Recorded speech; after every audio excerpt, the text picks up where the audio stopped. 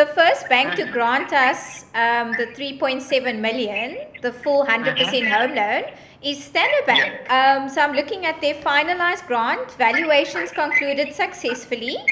They are willing for me to appeal the rate and just go back to the drawing board. This is over 30 years though.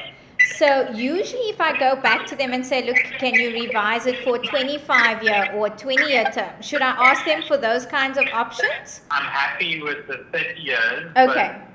But definitely on the interest rate, that's something we need to work on. No, definitely. Absolutely. I just wanted to say that we're in the clear in terms of getting 100%. I was a little concerned because we were going for a full 100% facility. And you hadn't yet secured a permanent residency yet. So usually the scores are higher risk.